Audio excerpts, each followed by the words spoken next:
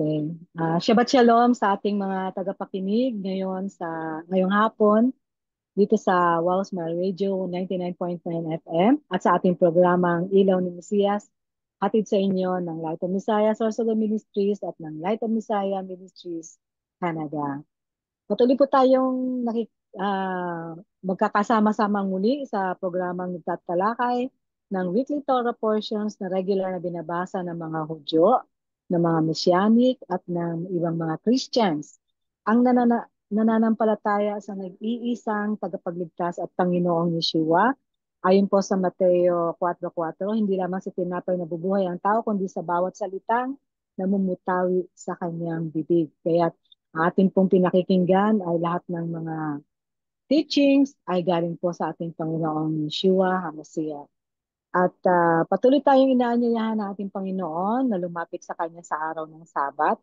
Hindi lang ito utos, kundi ito ay paanyaya. Well, it's like welcoming us sa Kanyang araw because Yeshua is the Lord of the Sabbath. At ang sabi ng Panginoon, 6 na araw tayo magtatrabaho, ngunit sa araw ng Sabat ay mamamahinga kasama kapiling niya. At pinupuno natin na ating mga sarili ng kanyang salita, ng kanyang mga aral, upang sa susunod na mga araw ay maging handa tayo sa pakikibaka sa buhay dito sa mundo. Sa bawat anumang aspeto ng buhay meron tayo, anumang kalagayan natin sa buhay. Tayo pong lahat ay nakakaraos dahil sa salita niya na gumagabay at nagbibigay sa atin ng liwanag at direksyon upang magawa natin ang tama at magampanan natin yung layunin niya sa ating buhay. At alam niyo po, ito po palagi kong nire-remind ang aking sarili every Sabbath kung paano nagwe-welcome sa atin ng Panginoon. Sabi niya sa Mateo 11:28 hanggang 30, magsiparito sa akin kayong lahat na nangangapagal at nabibigatang lubha at kayo aking papapahingahin. Pasanin ninyo ang aking pamatok at mag-aral kayo sa akin sapagkat ako'y maamo at mapagpakumbabang puso at masusumpungan ninyo ang kapahingahan ng inyong mga kaluluwa sapagkat malambot ang aking pamatok at magaan ang aking pasan. Sa hapong ito ay ito po yung mararanasan natin. At patuloy nating masusubaybayan ang buhay at karanasan ng mga Israelita sa parsyang ito. Ang parsya po natin ngayon ay matatagpuan sa Deuteronomy. Mababasa po natin sa Deuteronomy chapter 29, verse 9 hanggang 31, verse 30, na may pamagat na Nitzabim Bayelak. At ito po ay,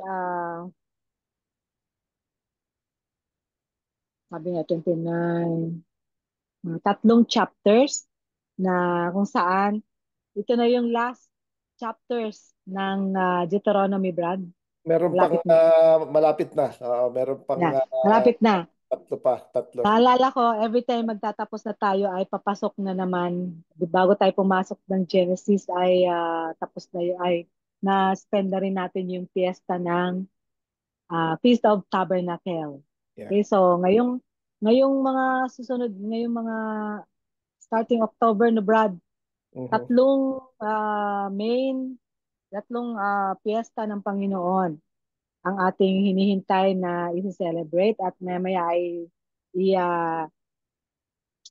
tatalakayin to sa atin ni Brother Richard para bilang paalala sa atin na huwag tayong makalimot sa kanyang mga tagubilin, na huwag nating kalilimutan ang kanyang mga piyesta. Okay, so bago tayo magsimula, hilingin muna natin si Brother Richard sa isang panalangin.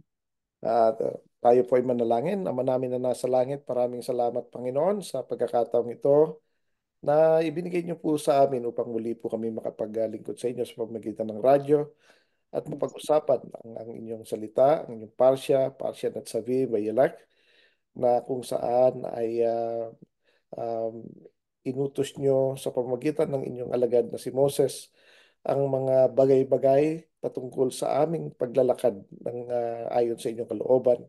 Napiliin namin ang buhay.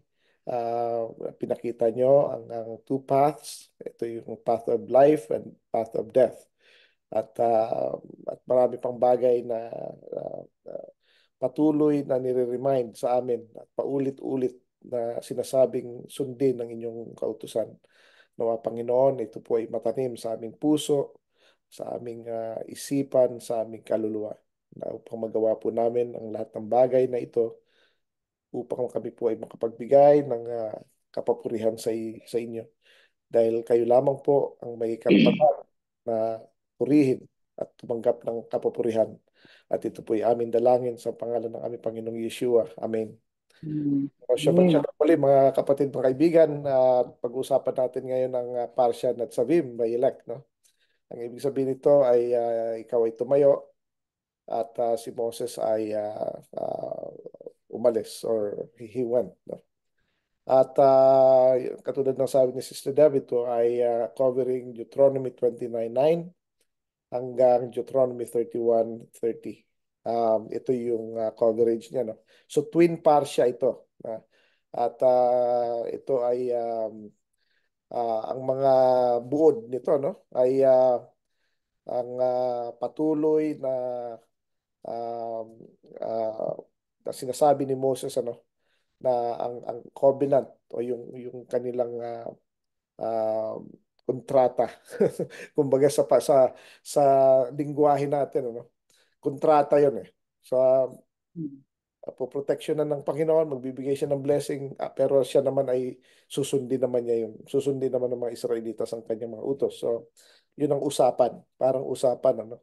Pag hindi brinich ng isa o hindi niya ginawa ang kanyang parte, eh hindi rin obligado ang Panginoon na gawin. As a matter of fact, may punishment. Lahat ng contract, kapag may breach, ibig sabihin kapag may violate mo ito, ay merong kaantabay na kaparusahan.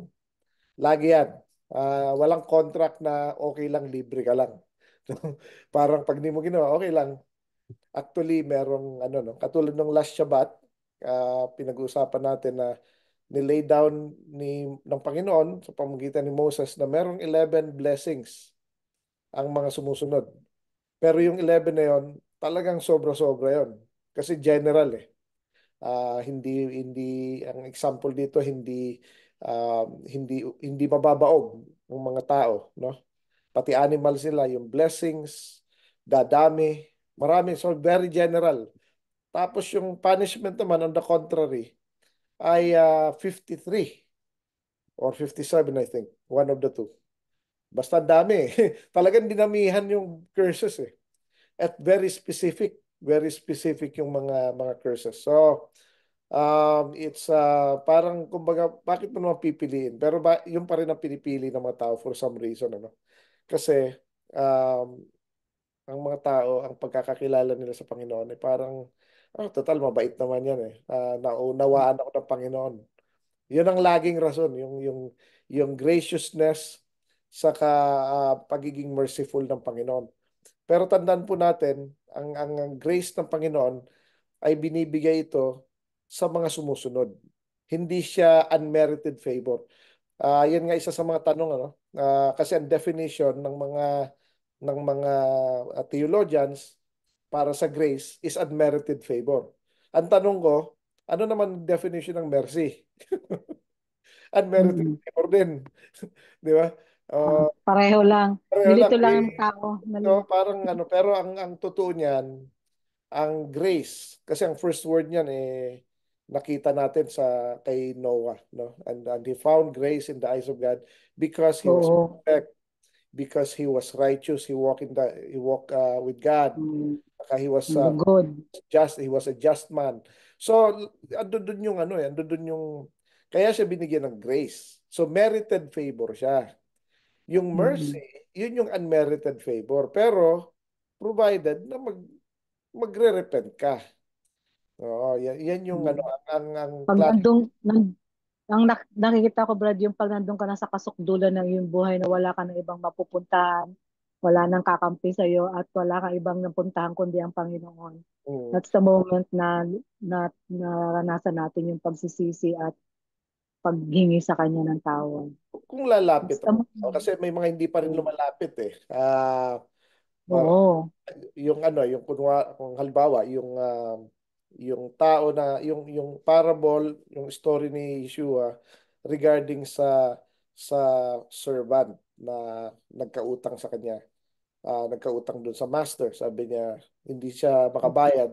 Sabi nung king, ikulong mo yan hanggang mabayaran niya lahat ng dapat niya mabayaran. Tapos nagmakaawa, naglumuhod, nagsusumamo na wag, bigyan naman siya ng time. Pero ito willing pa rin siya magbayad. Pero humihingi lang ng extension. So, ngayon sa awa ng king, kasi ano siya, merciful, pinatawad niya lahat. O sige, wala na lang. Huwag mo na lang ikulong. Well, awang-awa siya. No? Dahil ano. Pero ito, imbis na magbago, ang nangyari ay naging ano pa siya, naging malupit sa mga iba na nakakautang lang sa kanya ng kaunti. Eh syempre, nagsumbong yung mga ibang servants, no? Yung mga ibang servants nakikita yon. Ngayon, sinumbong. So, nagalit nga ng Panginoon. Nagalit nga. Sabi niya, wicked servant ka. Hindi ka marunong magpatawad. So, ito po ang gusto ko lang anuhin dito, yung gracious, ang mercy ng Panginoon ay doon sa taong nagsusumamo na humihingi ng tawad, no? Pero at the same time, dapat para tuloy-tuloy yung mercy na yon, dapat ginagawa natin yung tama.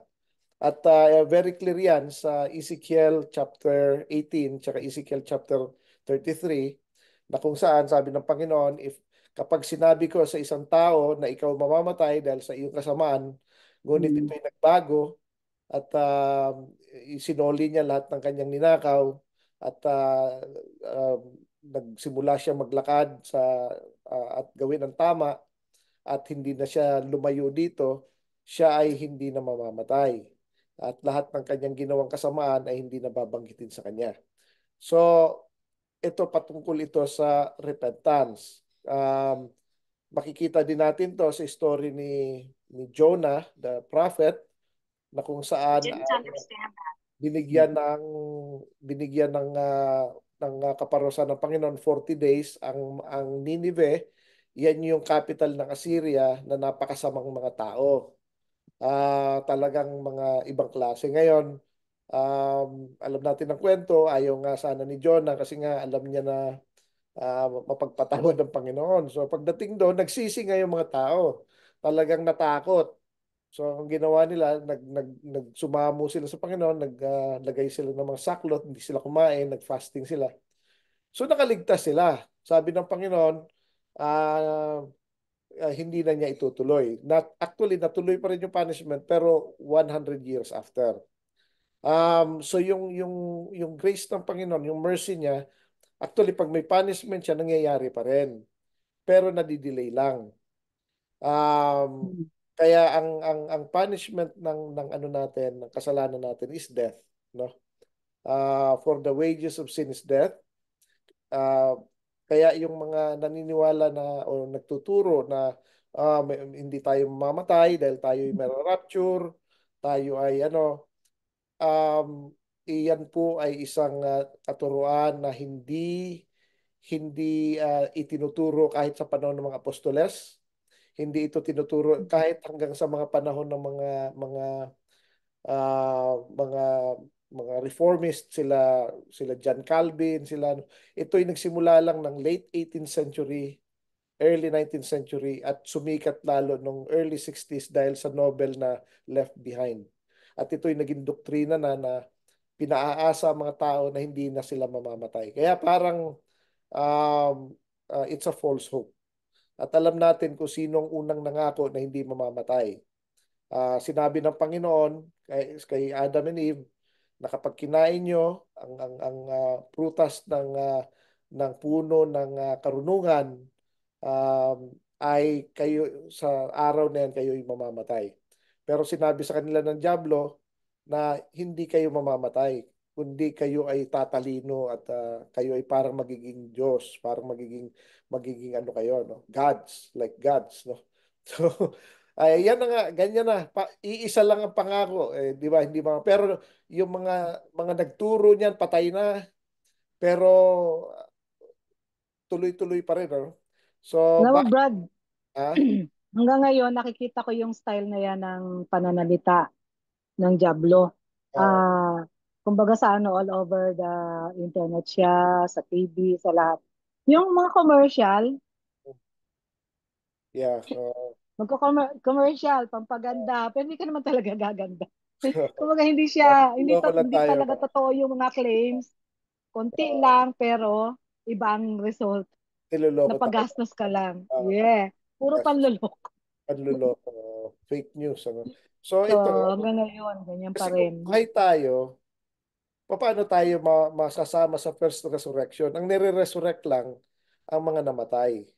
So, ngayon, kapag ang tao hindi nakafocus sa hindi siya mamamatay, so ang mangyayari nun, kung ano lang gusto niyang gawin kasi hindi naman siya mamamatay eh.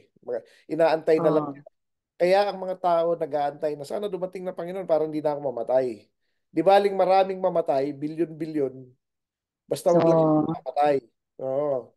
Pero in hindi the beginning yun. pala, Brad, talaga, Oo. nandun na yung, sa umpisa pa lang, doon na nag-umpisa yung fake news. Yeah, noon Sister Deb, talaga ako isang Mga fake. avid na supporter ng pre-tribulation rapture, ano, talagang ano. Pero Hmm. Fake binuksan ng news Panginoon ang din. mata ko na hindi Hmm. kailangan nating mamatay.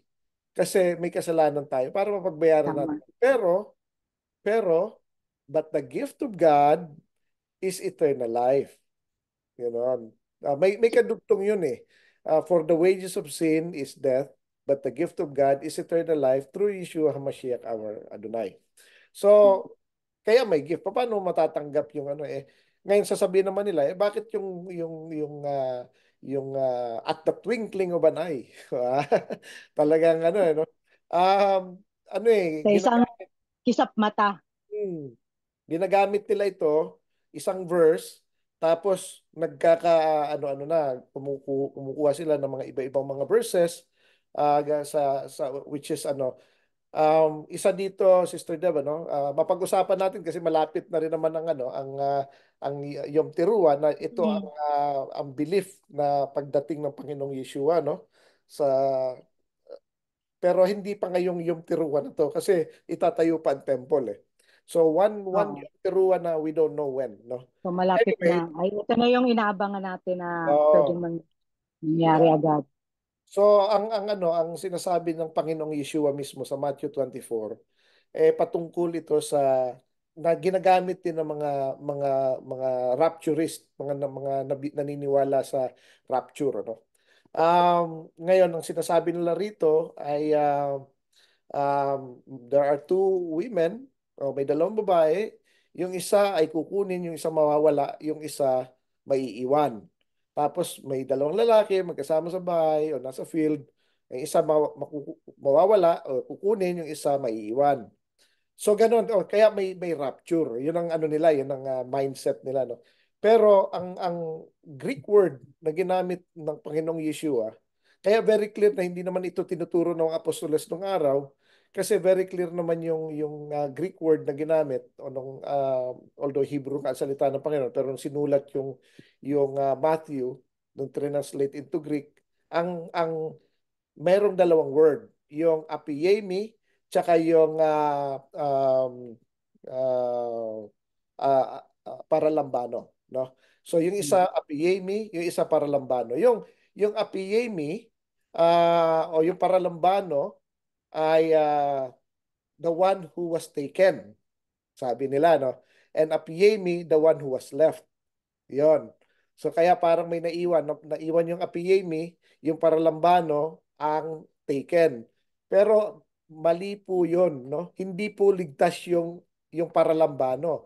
Ang ibig po sabihin nun, he took the position of authority.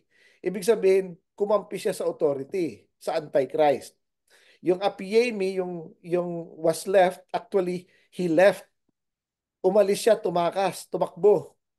Kaya mas ang sinasabi lang dito, dalawang magkasama sa bahay, maring father and son, maring brother and brother, or sister and sister, mother and daughter, mother and Hmm. daughter-in-law.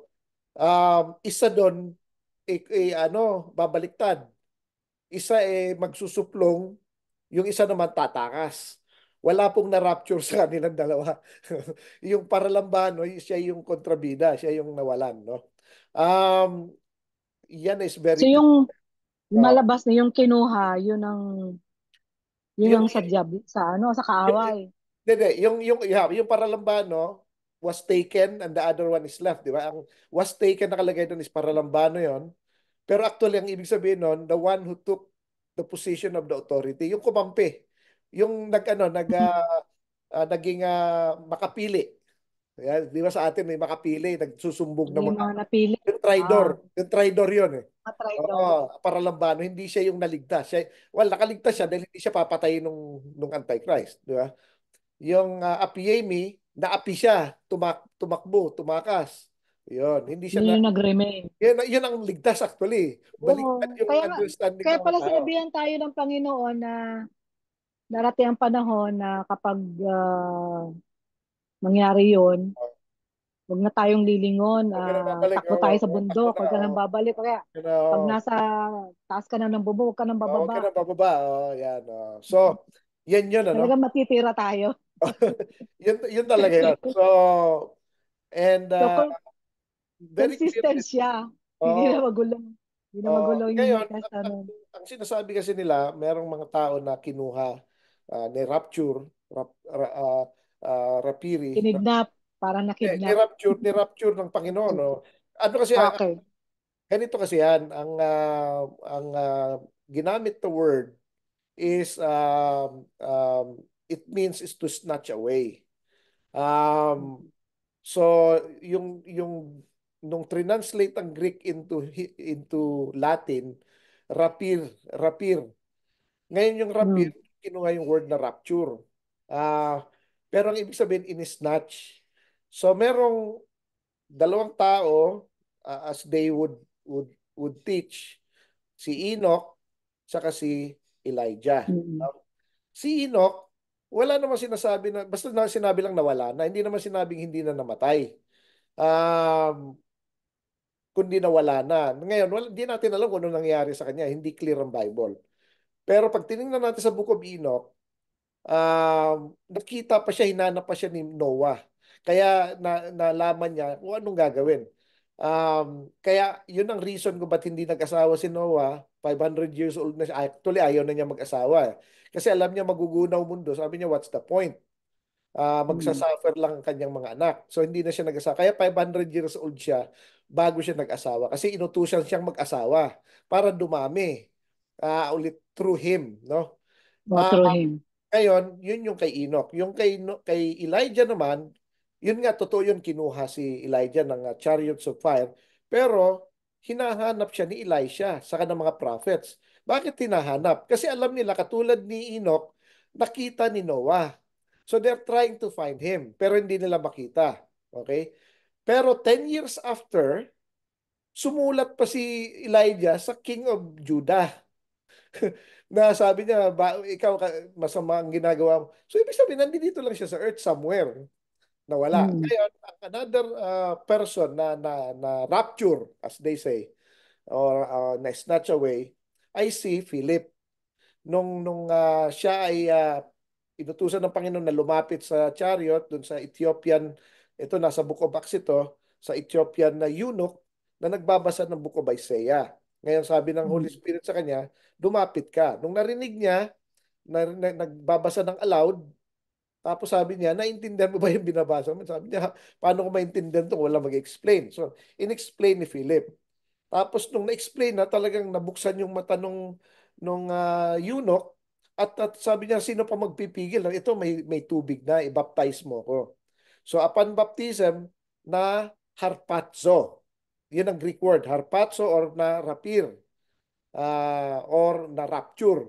Pero later Mm. on, nakita si Philip sa ibang lugar. Ganun po yun. Kaya actually, Mm. ang darating ang panahon na mararapture tayo pero hindi tayo dadalhin sa langit. Dadalhin tayo sa ibang lugar.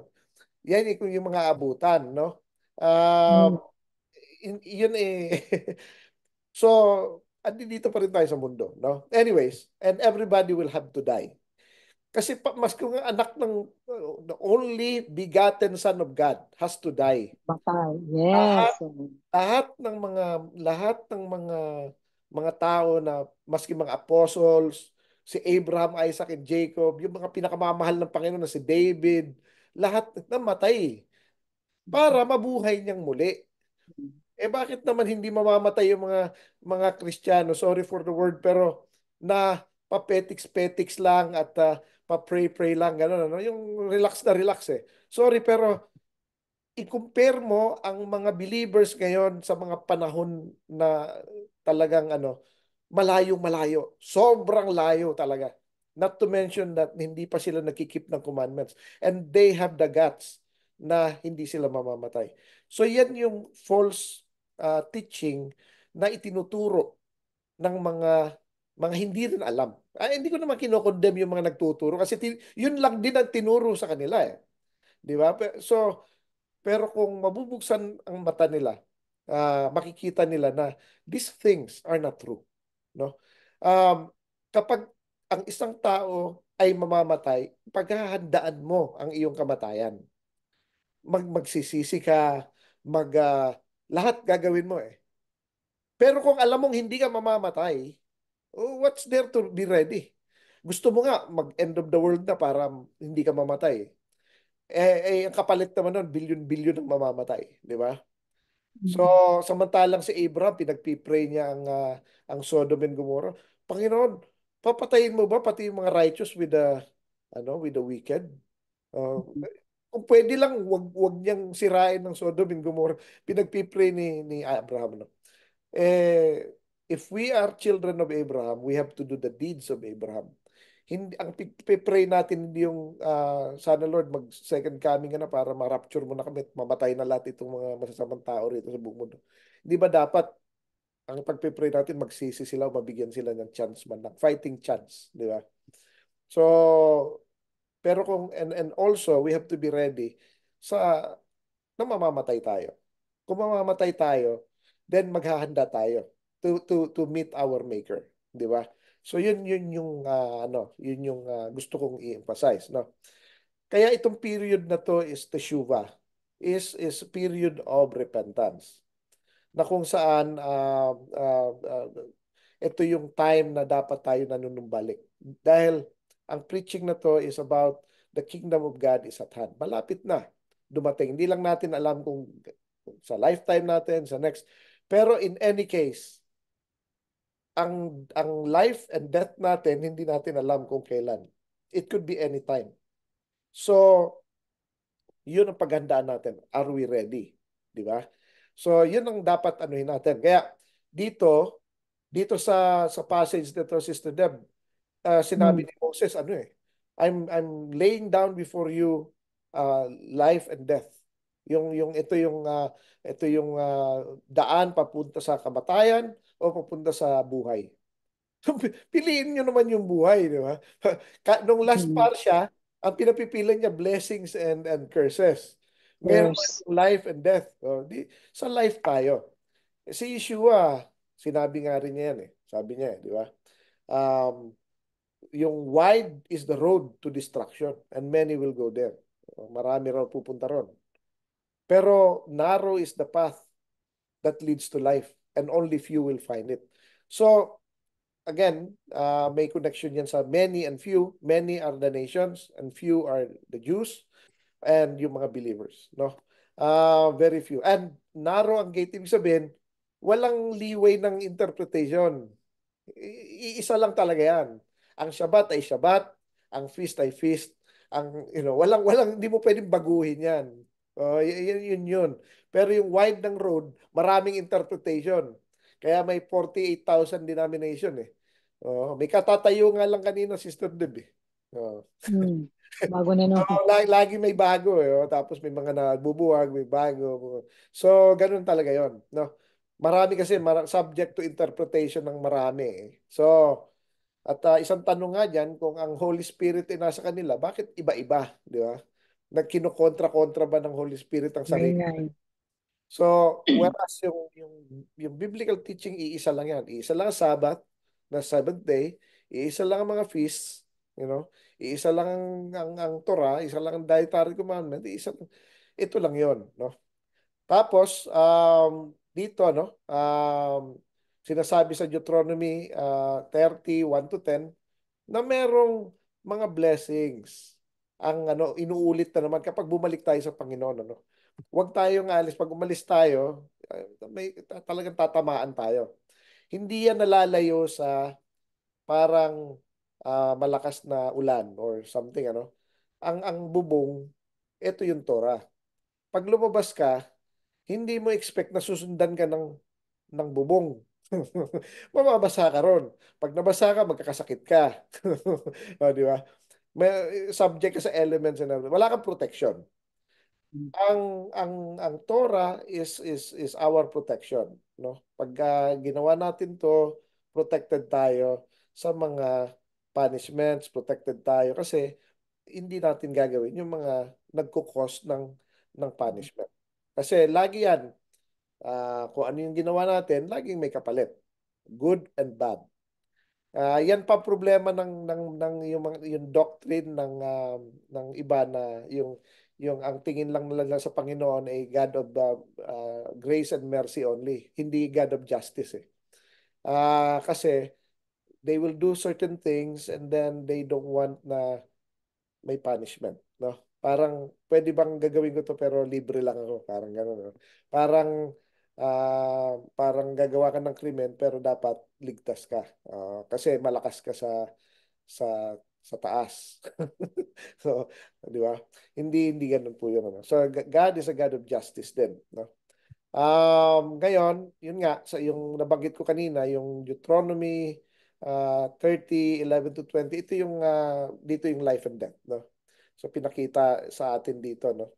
Um, Maraming mga bagay dito na sinasabi sa passion na to.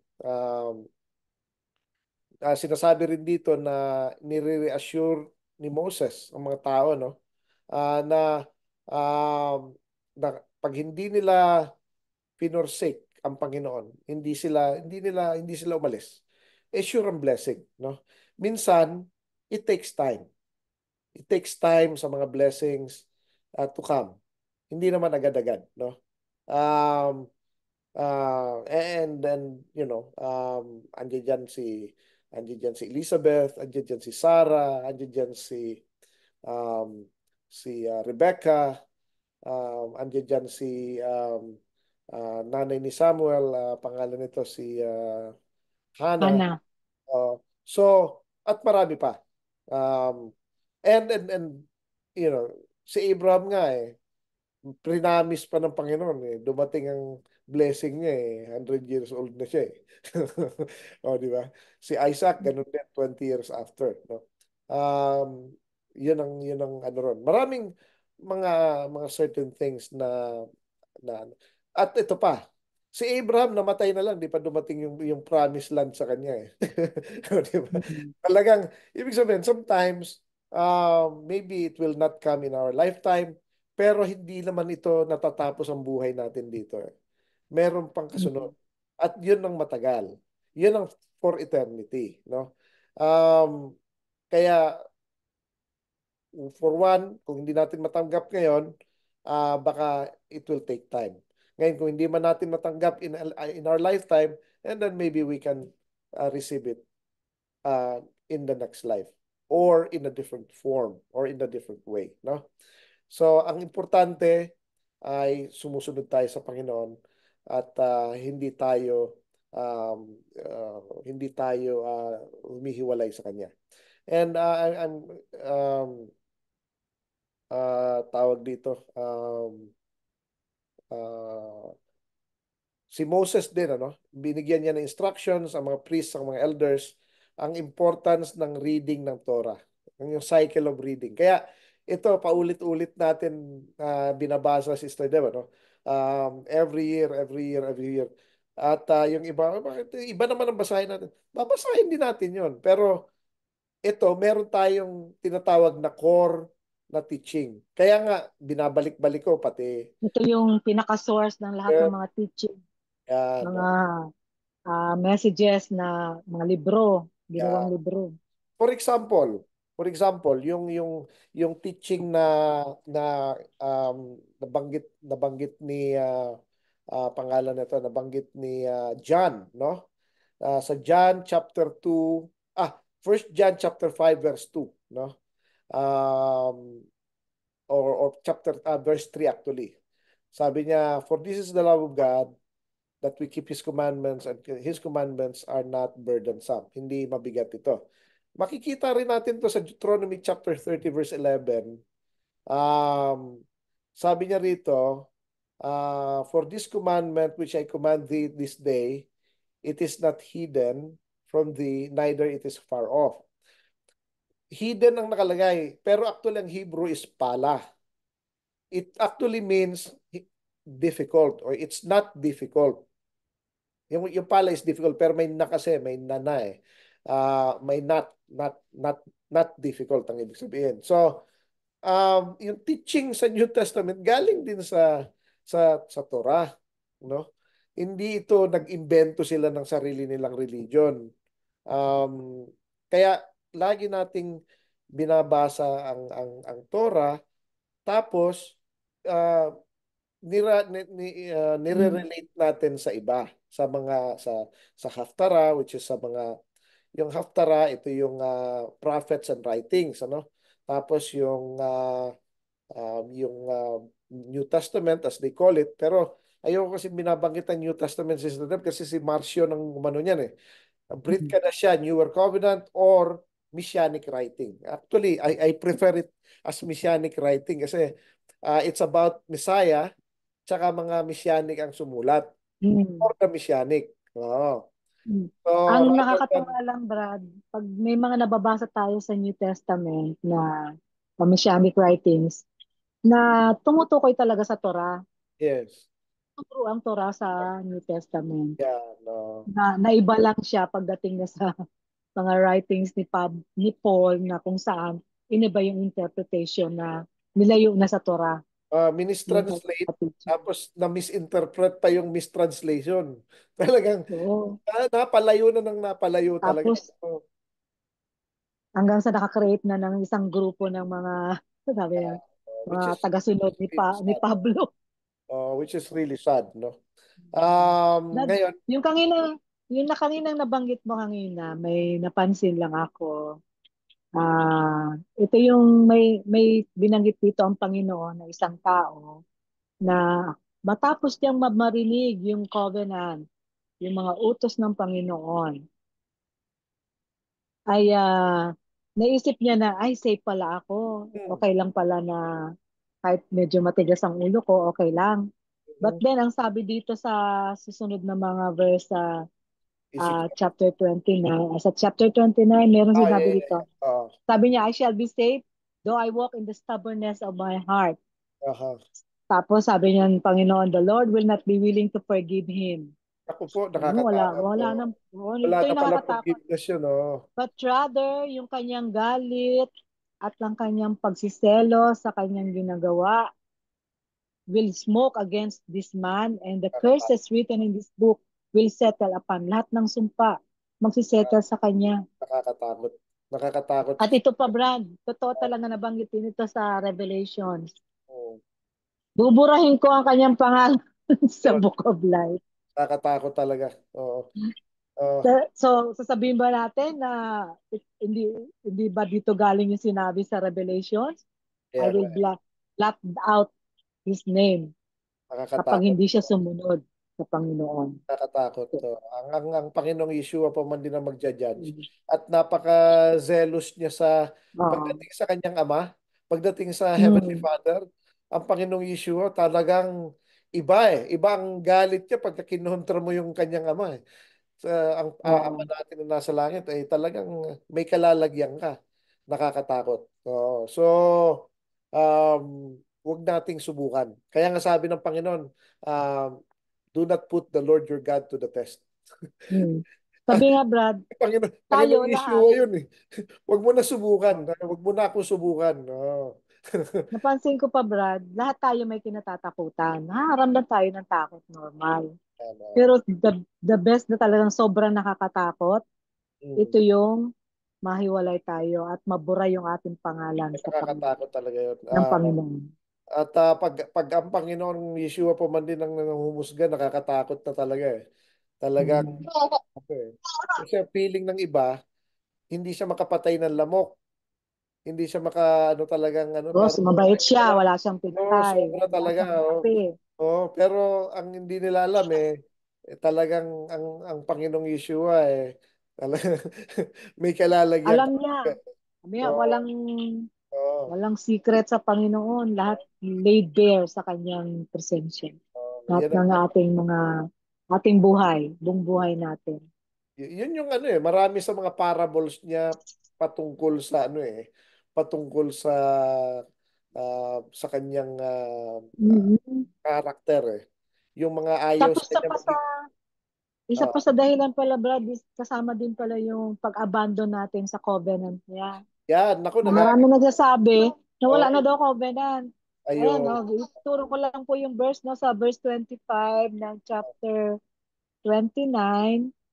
Ayon po dito, it is because they abandoned the covenant of the Lord, the God of their fathers. Oh, yun. Yeah, So, ibig yun sabihin, ang sa dahilan. Trinidor Mahiwalay sila. tayo kapag Trinidor. natin, Hindi sila, hmm, hindi ka sumunod sa usapan. Di ba pag hindi ka sumunod sa usapan, traitor ka? Di ba ganun yun eh? Parang oo. hindi ka Saka, Oo.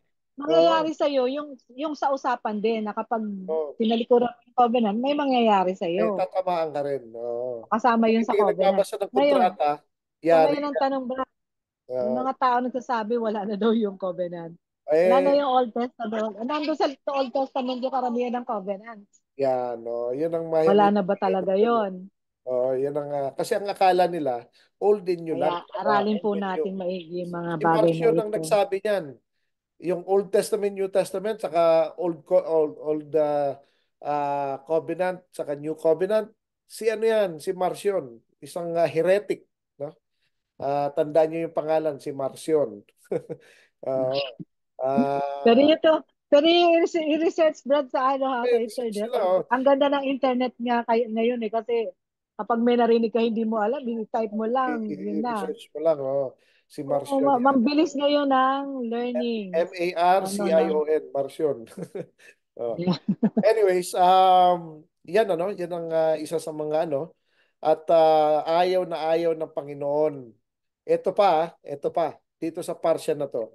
Sabi niya, Hmm. ayaw niya yung inulit na naman niya rito na ayaw niya na yung sinasamba siya in a manner ng pagsasamba ng mga tao ng mga nation sa kanilang mga gods. Oo, Oh, sa kanilang ngayon, sabi niya, pag ginawa mo yan, pinapareho ni. dadaling ko kayo dun sa para maglingkod na lang kayo dun sa mga gods ninyo na hindi nyo kilala. Ibibigay ko na lang kayo sa kanila, ganon. Ngayon, Hmm. ito po mga kapatid, mga kaibigan, hindi lang po yung literal or yung actual worship ang ikinagagalit ng Panginoon. Kapag kumain tayo ng sinacrifice dun sa gods na yon, nag-worship din tayo sa kanila. Yan yung nangyari sa Baal Peor. Hmm. Hindi naman talaga sumali ang mga Israelitas nagsumamba-samba kay Baal, kundi nakikain sila at of course Hmm. nakipag-sex sila sa mga Moabite sa Midianite women. Ayun, kaya in a way nag-worship din sila sa gods ng mga nation kay Baal. So, kapag kumain tayo ng i-dedicate sa isang Diyos-Diyosan. May maraming pagkain ngayon diyan sa Pilipinas, Sister Deb. Hindi, ayokong pangalanan. Pero yan maski hindi lang sa Pilipinas, buong mundo, na, na tingin nila okay lang, no? Kasi walang dugo. Pero actually, pinagdasal yon sa ibang no? So, maski ipagdasal mo rin yon, ay, mas powerful si Jesus, o mas powerful si Yeshua. Ayaw na Hmm. niya nun. Ayaw na niya nun. Oh, hindi naman siya taga-disinfect tsaka di ba? So we have to understand na ang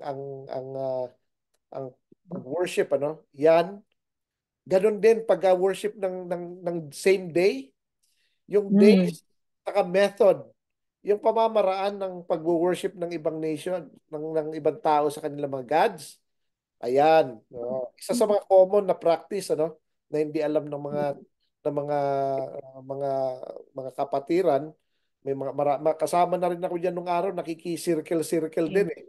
Nakiki-circle ka sa harap tapos napaikot na gano'n, no? Prayer. 'Di ba? Parang maganda kasi united eh. Yan ang pamamaraan ng pag-worship kay Cirque, the daughter of the sun god. Yan din ang pag-worship sa sun god. Yung ano na, kaya circle eh. Cirque. So, Mm. yan yung mga ano no. Tapos yung mga nagluluhod-luhod papunta sa silangan, mga ganun ano. Yan ay pamamaraan ng ano or yung mga labo-labo na panalangin. Yan ang method ng Oo. ibang nations, no? Ng ibang pag-worship ng tsaka most especially kung sa araw na wino-worship ng mga tao ang kanilang mga gods at naki-worship ka rin para mo na ring wino-worship yung gods nila, no? So, marami yan eh. Yeah, may Christmas, may New Year, may yung Valentine's Day, Lalo na yung ano, Brad, Quezon Day yung or Saints Day, Halloween, yung mga ganun, no? yung So, Biyernes Santo, ayun nga, Easter, Biyernes Santo, Easter tapos Sunday, may until araw ng mga talagang patay. sa Diyos-Diyosan Oh, yun. No? yan, lahat November 1, mga November yan. 1, ganun. Halloween, sikat na sikat ngayon ang Yan, Halloween. Kahit so, dito sa Pilipinas, nag-ano na sila, nag-observe na sila noon. Ang meron, saya-saya nila. meron nga, Sister Deb, yung ah, dati kong simbahan ng araw, Hmm. nakikisabay din sila, pero ini-invite nila yung mga bata sa loob ng simbahan. Same day. So, para doon na lang daw Sinabay lang magbigayan ng mga, nila. doon na lang daw magbigayan ng chocolate at least si Jesus ang Safe sila. wino-worship. Oo. Safe sila. Pero then you're actually doing the same thing. Kasi Kasi araw yun ang araw eh. araw Araw yun ng ng ano. the God of the Dead. Actually sa Halloween is God of the Dead, no? At Um, saka maraming witness at mga testimonials na yung araw ng Halloween, that's the moment talaga na namamayagpag ang witchcraft mm, at may mga nakikidnap na mga bata, uh, tapos yung iba pa na mga rituals na yes. ginagawa ng pag-aalay sa demonyo. Yan, oo. Yung sinasacrifice yung mga bata, ano yan eh. Yes. Nasa Kasama yan sa tagal na yung ginagawa. Yes. saka yeah. So, yan yan ang iiwasan natin. So, ngayon Kaya pala involved ang mga bata sa Halloween. yan, tsaka Napaglakad sila sa sa mga candy ang madilim. binibigay, walang nutrition, lahat promises, pero walang content, walang nutritional content. Walang aral, So, walang aral. promise ng buhay, pero actually mamamatay ka ron. You will not die, you will become God. Di ba? Mararapture ka. Yes. So, yun ang iwasan natin. Ngayon, nabanggit mo kanina, Sister Deb, na sa open Mm. natin. Itong Thursday na ang ating Yom Teruah, no? Ito, Next week. itong coming week na to. Next week. Itong Thursday, October 4. No? October 3 actually, October 4. sundown. October 3 na sundown. Tapos, October 4 Um, dapat walang trabaho. Yom, Yom Teruah, Teruah o Rosh Hashanah. the Feast of Trumpet. Feast of Trumpet. Ito, ang belief, ang paniniwala natin dito is that ito kasi ang theme nito is crowning of the Messiah as King. Maski ng mga Jew, yan ang kanilang Declaration, Oo. declaring Nung araw, nung may mga hari kingship pang of Israel, Yeshua. kinakrown nila ang king nila on Yom Teruah, on Rosh Hashanah. Ah, Sinasabay nila Kasabay doon. nila yon, ano? So, ngayon, nung wala na silang king, ceremonially, yung Messiah habang inaantay nila. So, yun ang theme, no? Kaya bawat mga kapistahan may mga kanya-kanyang theme. Ang Yom Kippur, meron ng mga judgment, no? Ang Feast of Tabernacle, God dwells with His people. God dwells with us. Yung Passover, which is yan yung passing from death to life, o yung blood, yung redemption ng blood, ano, ng Passover. Ang tawag dito, ang Feast of Unleavened Bread, yung cleanness, no? Yung removal ng mga ano, wala kang leaven, ano? Mga ganon. First fruit is about resurrection, or dedication ng acceptance ng mga tao by ano. Ang Pentecost is of course the giving of the law, tsaka ng coming ng Spirit. So, may mga kanya-kanyang theme. Na yung first, yung Passover, unleavened bread, first fruit, Pentecost, na fulfill na. Ang Rosh Hashanah o Yom Teruah, ang Yom Kippur saka Sukkot, hindi pa. No? Ang Sukkot, partial. Kasi dumating si Yeshua rito, pinanganak siya on Sukkot. Parang Uh, i-discuss natin yan when time comes. Ano? Lahat ng ebidensya pointing to that. Pero ang ultimate ano nun, fulfillment is when Messiah, or when God dwells with His people na. Dito na tayo. Sa millennial kingdom and eventually sa new heavens and new earth. Pero sa earth tayo titira, hindi sa heaven. Sa earth. Since hindi tayo makaakyat, ang God the Father sa si Yeshua ang bababa. Kasama ang New Jerusalem. Pero sa new heavens and new earth yon.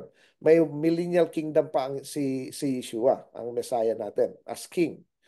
So, yan yung time na ano. Kaya, we keep on, kahit ka sa Millennial Kingdom, sineselebrate pa rin ang mga feast, no? Especially ang Sukkot, no? So, ito yun, ano? At yung mga dates, para lang may idea tayo, again, ang Rosh Hashanah, mag-start ito ng Wednesday, October 2, no?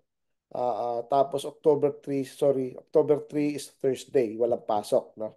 Itong coming Thursday. Yom Kippur is October 11. Ang ano natin, sundown, yan yung magsisimula tayo mag-fasting. Yan yung magkakaroon tayo ng yung renunciation of vows, no? And then hindi tayo kakain. So again, may three kinds of fasting. Ultimate fasting, yung walang water or food. Yung normal fast na without food pero with water, saka partial fast na we skip a meal or walang chocolates or walang anything. Basta we do something, ano. Pero yan para sa mga nursing mothers saka may mga sakit. Pero we suggest na yung full fast talaga, yung absolute fasting. Kung hindi kaya, at least normal fast. And then yung Sukkot natin will happen on the evening of October 16. So 17 nun walang pasok. Tsaka October 23 ng gabi. So ibig sabihin October 24 dapat walang pasok. No? Thursday ulit yun. So Sister Deb, wala na yata tayong oras. Oo. Okay, naano ako ng mga dates na sinasabi mo. Uh, So, atin pong, iano lang po natin, no, yung, although hindi lahat na talakay ni Brother Richard, but then, ito po yung kabuuan ng ating Torah portion. Pinahayag po sa atin yung pagiging tapat ng Panginoon sa kanyang salita. Inassure niya ang mga Israelita, lahat ng mananampalataya, kahit sa ngayon na sumusunod at nakaantabay sa kanyang Torah. Ina-assure niya ang kanyang mga mananampalataya ng katapatan ng kanyang mga pangako at mga bagay na kumbaga piliin natin siya imbes na piliin natin yung sarili nating kagustuhan o yung anumang nakapalibot sa atin. And then we have the exhortation to choose life. Ito na yon na pinapili tayo ng Panginoon. Sino ba ang pipiliin natin? Siyempre, wala nang iba kundi ang ating Panginoong Yeshua. And then, pinahayag din po sa ating Torah portion yung pagiging successor ni Joshua mhm. para kay Moses.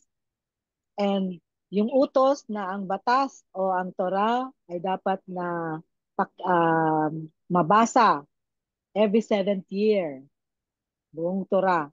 And then Moses and Joshua received God's charge, yung pagiging in charge nila sa buong Israel. Yeah. Okay, so yan po ang kabuuan at napakinggan din natin ng kahalagahan ng patuloy na pagsunod.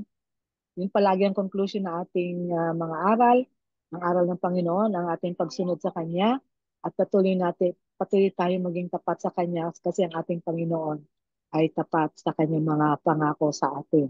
So, ano ba ba? Yung mga kapahayagan ngayon, ipopost natin mamaya sa ating Facebook page, Light of Messiah Sorcerer Ministries. At welcome po kayo na patuloy na mag-comment, mag-tanong po kayo at mag-suggest din po ng ating mga topics upang may mga panahon po na isasabay po natin yan sa ating weekly Torah portions. At